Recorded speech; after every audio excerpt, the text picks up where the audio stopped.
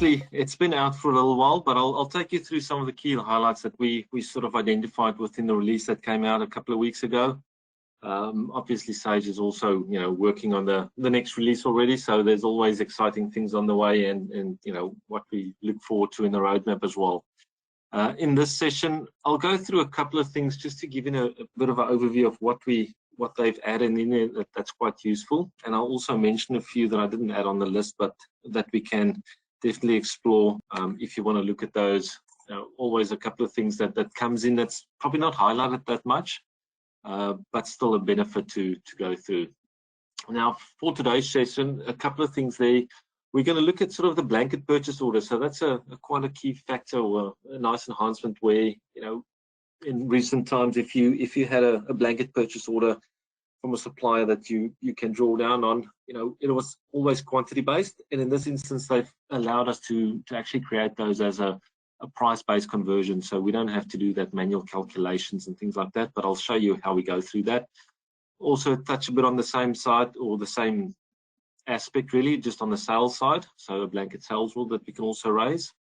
We'll go through some of those PwC Control Insights for Intacct, just have a quick chat about that, but probably not that relevant in our region, but good to know that it's there, and you can actually activate that as well and have a couple of insights around the workings on Intacct and some of those key control aspects that can be recorded. From a intelligent time, so that's always been available, so it's an intelligent time that works with the projects module if you need to capture time on projects. And that has been incorporated into the core system, so it's now embedded within Intacct, and you don't have that external login anymore. So it just makes that usability a lot easier and uptake a lot easier for the users to actually go in, get the time in, and still utilize the intelligence behind it, the AI and machine learning, that capabilities that we've allowed for it. We'll also look at the update revenue schedules. So a few things that's changed there, and I'll touch on some of those. The payment files, so a couple of changes just to make the access to those easier. And from an AR perspective, you can also now draft those receipts. I'll show you what that looks like. If anyone is using kits within Intacct, we do have some inventory utilities that's available. I'll focus just on the inventory kit components this time, but there's a couple that we'll sort of touch on when we're into that specific area. And then there's some improvements on the financial reporting side, especially around projects. Just touch base on that. And then I'll touch on the new lists again. There's been obviously a few enhancements and updates on the lists and things that we can do with those lists. So with that, we'll jump right in. So the first part there is really looking at that blanket purchase order, so that price conversion that we can do. So when we bring that into play, a couple of things there. Generally, when we had this, it was always quantity based. You now have the option to do that quantity and price based, and that basically gives the user that option to partially convert orders, but based on price. You don't have to do that manual calculation as we mentioned. Now, when we look at that within the application, there's obviously a couple of things there. So firstly, if I go to my purchasing and I go into a particular order, for instance, you do have the ability to create a separate one just for specific blanket orders if you want to separate them out. Obviously, if you want to do it on an existing transaction definition, just check there might be some controls on there from a line level conversion that we need to disallow in a sense, so that we can enable the price conversion. But looking at that, what that basically tells us, you can see there's a few that I've already done, and I'll just open one of them. If we look at that, you can see that the important part there is that conversion type that's basically been added in there. And then once you start converting, you can see there the price converted is $2,000 of the 25 that we've had available. So you can draw down on that, and you'll always have the visibility of that. And especially from an overall perspective, you can see this is partly converted. From a conversion process, if you actually had to take this up to mine to fulfillment, or you can do it related to invoicing as well. If we do this one, you can see it'll basically allow you not, or prevent you from changing the quantity. You don't have to do that. It'll give you the exact amount still outstanding. So if we just convert $5,000 this time and post that one, it'll basically So I've already used that one, but it will basically deduct from that existing amount that we've got available, and you'll see, that update going through and that conversion going through. Now, the same sort of functionality will be on the sales order side. So if we jump back and just look at order entry, I also have that feature there. So I can create a sales order on this side. We can see there, the same sort of feature. I've got a blanket order there that we've set up. And when we start reviewing that, there's always the ability to see, for this particular one, my initial price was $1,000 for this one. I've already converted $750. So, generally in Intacct before this release, we had the ability to still do partial conversions, but it was always quantity based. So you had to do, I see they still have that quantity converted in there, but that's an automated calculation. You don't have to do that conversion. You can always have one quantity in there, and it'll just convert based on the price. So easier way just to bring that in and allow that conversion going through. Now, if we go to the sort of next section there, when we move on from the purchase orders, if we look at that PwC Control Insights, so it basically, PwC have introduced this Control Insights in conjunction with Intacct, obviously, and it provides a live dashboard view of the health of the customer's financial control environment. So there's a couple of assessments against a series of key control indicators that will then be displayed and reported on. So if there's any requirement on those things, if you think about, a simple example there, the person that captures the invoice and pays the invoice in large organizations is probably not allowed. So in those type of things, those are some of the key indicators and controls that they will flag and bring through. So you'll see on these, if you're interested in that, we can activate that, and you can basically start reviewing these sort of indicators as well. Purely from a reporting perspective, but ensuring that we comply to those controls that's available. On the next one, as I mentioned, Sage Intelligent Time. Now, the Intelligent Time has been there from a long time, and the idea behind that is it's got some AI built in there, and it's also got machine learning. So allowing the user to integrate a couple of their mail calendars. So if there's meeting, any email activity, any other activities that we sort of encounter from a calendar perspective, that can be incorporated into a timesheet. And just that intuitiveness to say, we know what that is. We can actually check in the meetings invite. It's related to a specific project, and we can assign it to the project and automatically key the time in. So it makes the process a lot easier to get the time in, and it's a bit more efficient when we get that to get that revenue up as well. So when we look at this one from an Intacct perspective, on project side, the important part there, just so you know about that, if you do have projects and you require timesheet, there's a sort of option there to activate that intelligent time within the application. There's obviously a couple of things that you need to update before we activate that, but if anyone needs assistance, we can help with that, but it is in the release notes. But when we go into sort of a timesheet entry then, and I look at my timesheets, for instance, it will launch that intelligent time within the platform. So the same functionality will be available, and you can see that look and feel. So I can create new timesheets. I can go into existing timesheets and update into my time. And when we bring this in, you can see at this stage, that's my start and end date. I've got a couple of hours already in there. I didn't mark any of them billable, all non-billable hours, but it's still in draft mode. So I can obviously also submit that for approval. So that same approval function is still available. But the idea behind the timesheets really is to automate some of that. So you can see this area is basically the entry side. So I can basically assign a project task and then enter either department location from the task, and we can enter the time with some notes against that. If there's anything from a calendar perspective, you can see there's some other activities in there. So there's some calendar events, there's some email activity that happened, some other computer activities. So we were working on Word and Excel documents. So these type of information we can utilize to then create a timesheet as well. So if you had to bring this across and drag it as a timesheet in there. It gives you the ability to say, you know what, we had 3/4 of an hour we spent on this. We can basically assign this to a particular project. So I worked on that project. I worked on, you know, a specific task for that one.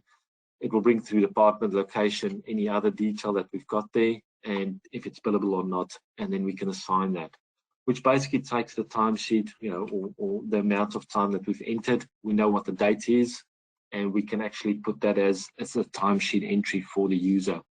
So these type of things just makes life easier for them. You know, it's that machine learning, the capability to record the time entry efficiently and bring it into the system as well. Okay, so quite a new, or quite a nice little feature to bring in. And if you haven't been using the timesheets on projects, definitely worth a explore to go into those. If we look at the next section, we'll go into our revenue management. So, you know, when we start looking at revenue recognition, there's a couple of things that's added. Now, just as a reminder, from a revenue recognition point of view, or our advanced revenue modules, they are available obviously on the contract side. So if we've got any contracts available on your site, we can incorporate that revenue recognition process as part of that one. It is also independent to that, so we can use it just with normal accounts receivable or order entry invoicing as well. So, you know, if there's a specific need for revenue recognition and managing those schedules, effectively we can do it from an order entry perspective, from an AR perspective, where we invoice the customer for, you know, a full 12 months, for instance, or a particular time frame, and then that gets invoiced and paid, but the revenue itself will only recognize on a monthly basis, for instance. So we can do that straight line method, recognize that each month, you know, that's the portion of the revenue that we want to recognize. Now, when we look at some of the changes that they incorporated, you know, when we jump into Intacct, and I'll take you through the order entry side first. So looking at that, a couple of things there. So they've grouped it a bit better, so we can actually look at those schedules, and, you know, we can manage it and look at the schedule itself. So, you know, a few more options to look at that and easier to find that. Even on the setup side, if we look at the template, it's all been, you know, neatly organized again. So I think it was a bit more disparate initially when we started looking at that. If we look at specific schedules, you can always look at the schedules that's available, and you'll see there's one of the new lists as well. But on those schedules, you can see there's the invoice, there's some sales orders that we've put through. And if I look at that total amount, I can always open up that schedule and look at what's basically what needs to happen. So for this one, there's $37,200 scheduled. The recognized method is straight line in this instance, and I've got a 12-month, you know, time frame of recognizing this. So we can see what that date was, what it's for, and then each period you can see, you know, I've already posted 2 of those amounts, but the rest, you know, those are the dates that will go through and actually run that revenue recognition for that particular step. Generally, things, if you look at these, and these are existing in there already, but we can hold, we can terminate, we can edit these schedules as well, so that functionality is still in there. And then if there's any change history, you can view that from that perspective. If we just go back and we look at our managed revenue schedules, so from that perspective, there's a couple of changes as well. So the first part there, if we look at these actions, so just a number of name changes there: post, hold, resume, terminate, deliver. So those changes have been, you know, just noted through there, thinking of what that label was before and what it is now. So just take note of those. In addition to that, we also added a couple of other things there. When we run this revenue recognition, you now have the option to do that on a particular customer or customer group. So a lot of these dimensions, we've added the option to bring in a particular contract or contract group, location or group. So any of the dimensions, we can utilize a grouping as well as part of the filtering process. So an example of that, I can say, you know what, I just want to use a particular customer, and we can do the schedule. What I'll do first, I'll just do a quick preview so you can see when we run the preview, automatically the filter section will you know, close down. You can always expand that again. But on that list, you can see, you know, there's a couple of customers there. There's some filter schedules. They're all on manual, so I would need to run them and process them. So you can see, again, what's my schedule? You know, what do we want to process? You might not want to process all of them. So again, I can go back and say, you know what, I just want to take a particular customer, and I can see it'll now just bring through that particular customer.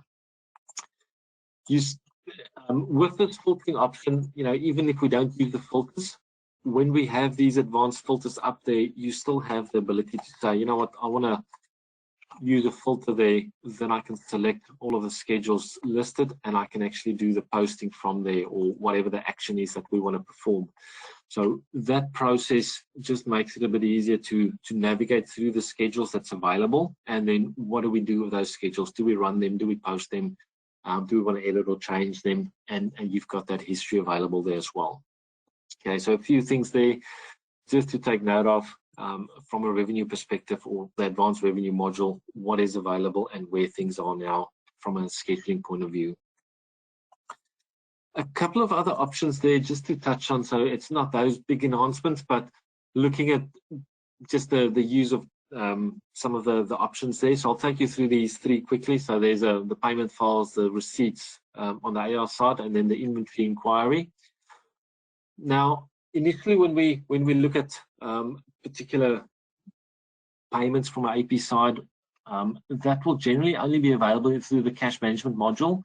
They also included a section now within accounts payable just to keep that centrally, so you can easily now go back and look at your payment file. So that section from the bank file and the payment files itself will be available from the AP side. So it's not a big enhancement, but it just makes that usability a bit more smooth in a sense to quickly find those as well when you within accounts payable.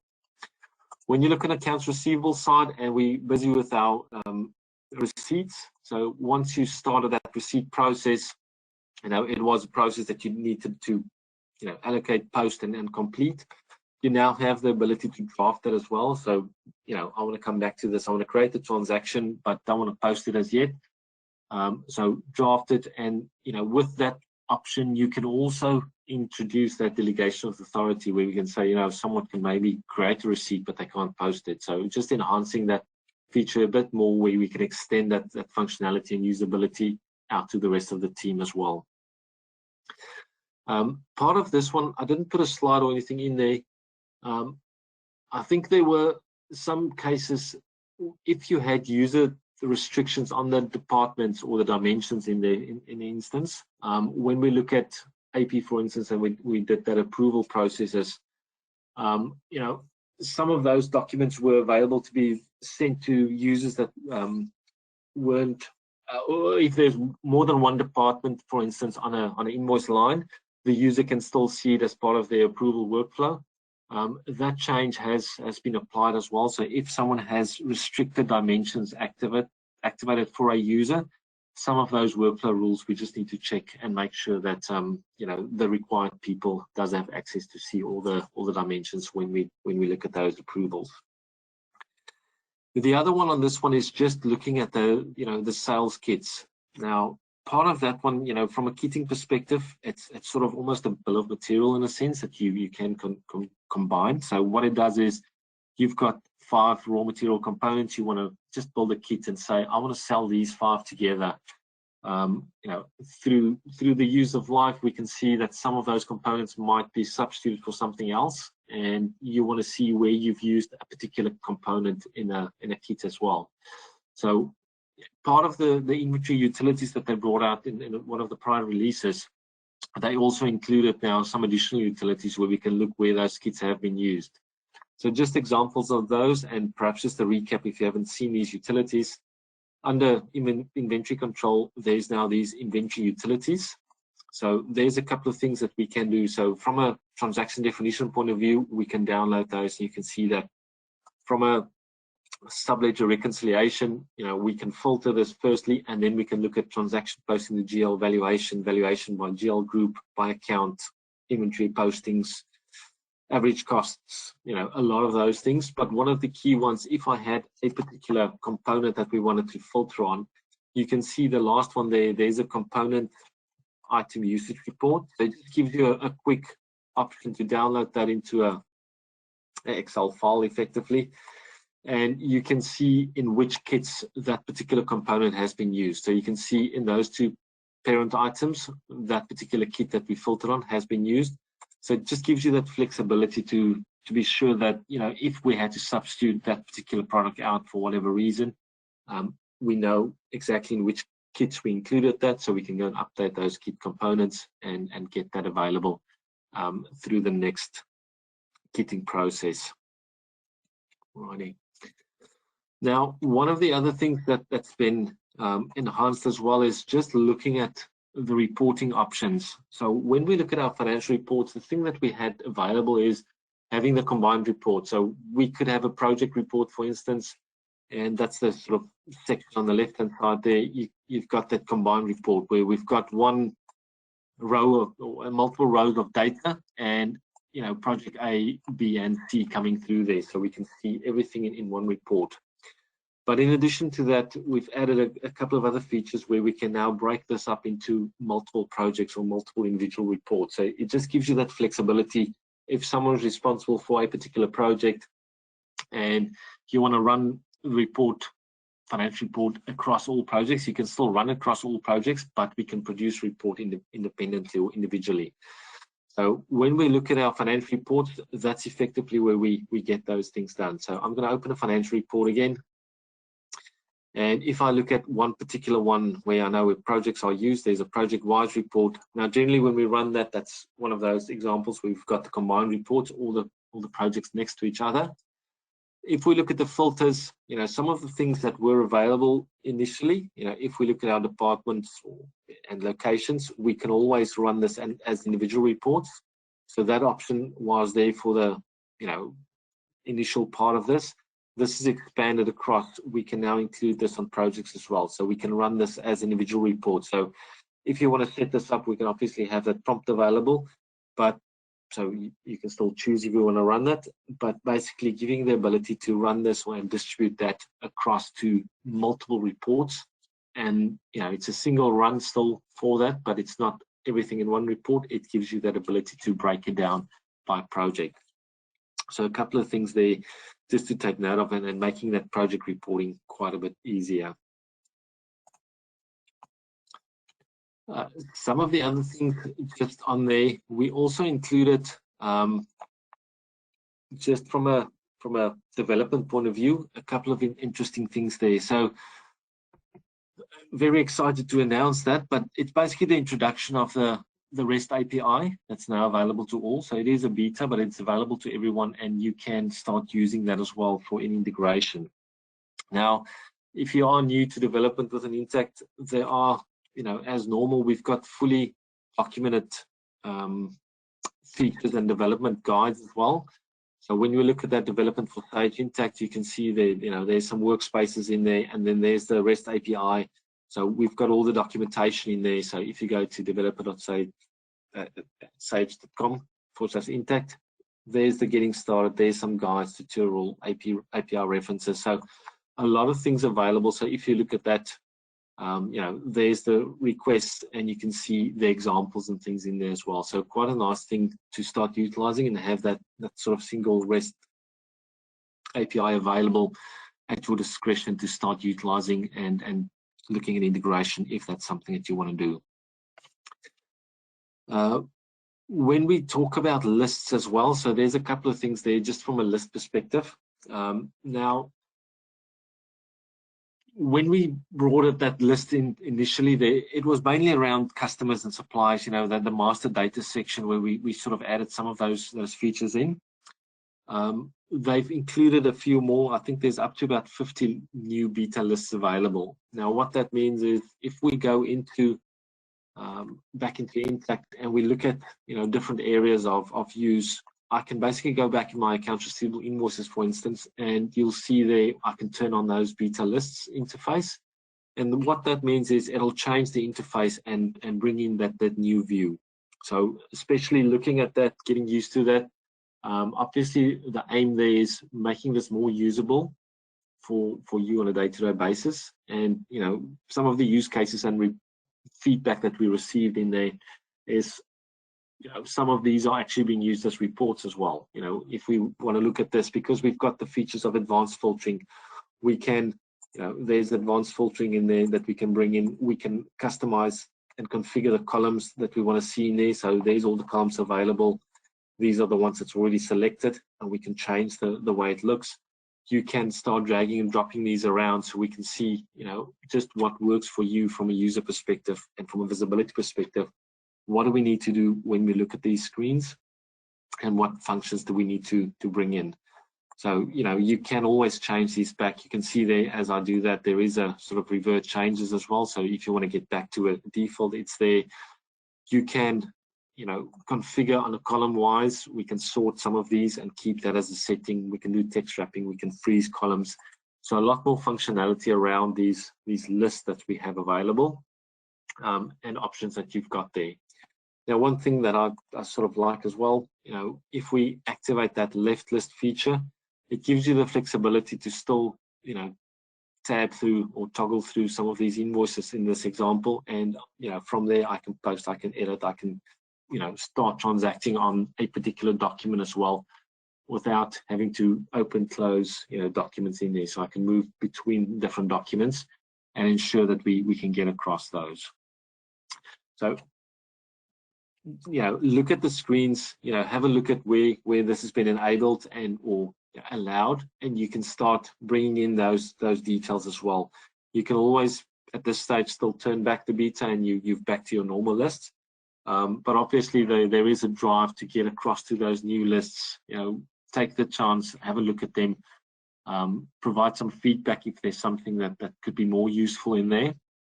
And by the time we get all the lists converted, we've got all those functions activated for you as well.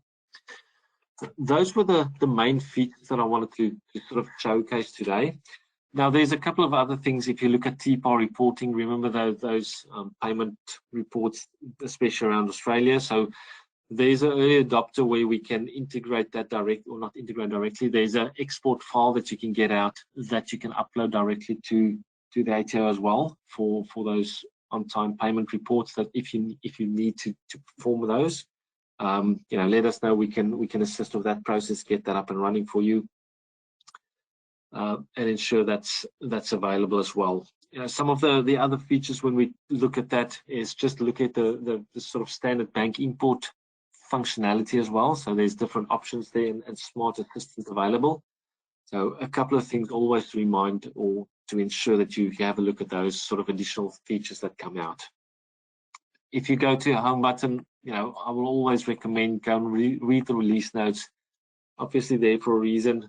We try to highlight most of the relevant ones that you can do, but there's obviously a couple of things that's not there yet, but maybe you don't use it yet, but it's something that can trigger a thought train there. One of the ones that I just want to sort of touch on, especially around our construction module that has been available for a while now. If you ever need to look at the construction side of things, they have included a work in progress calculation. So that's quite a neat little feature that's in addition to our normal construction that's available. So that work in progress calculation is also now a feature and can be activated as an early adopter if you want to start looking at that.